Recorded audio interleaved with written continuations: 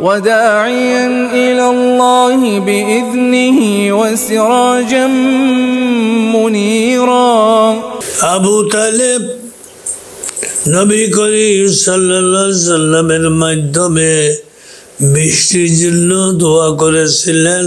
এই সম্পর্কে সিরাতে আলাবিয়া প্রথম খণ্ড 169 নম্বর পৃষ্ঠায় আল্লামা জালালউদ্দিন সুয়ুতী রহমতুল্লাহ রচিত খাসাইসুল কুবরার প্রথম খণ্ড 156 নম্বর পৃষ্ঠায় 453 নম্বর হাদিস হযরত জালহামা ইবনে উরাফাতা রাদিয়াল্লাহু আনহু থেকে বর্ণিত, তিনি বলেন, ক্বালা قدمت مكة وهم في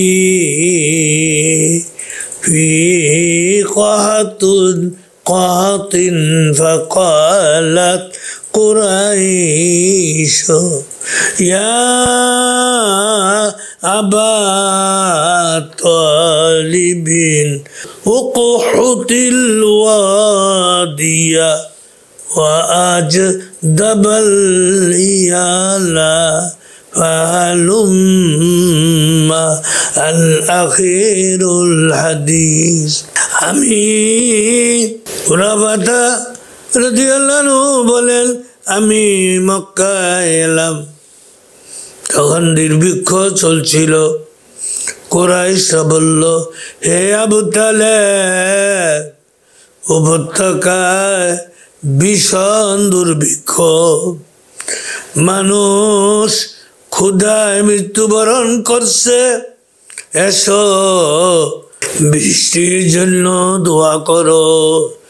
আবু তালেব বের হলেন, তার সঙ্গে অনুপম সৌন্দর্য মণ্ডিত এক বালক ছিল। তার উপমা এমন যেন কালো মেঘ সরে গিয়ে রৌদ্র বের হয়ে এসেছে। সুবহানাল্লাহ। তার চারপাশে ছোট ছোট শিশুরাও ছিল। আবু তালেব তার হাত ধরে কাবার প্রাচীরে ঠেস দিলেন এবং আপন অঙ্গুলি দিয়ে বালককে স্পর্শ করলেন।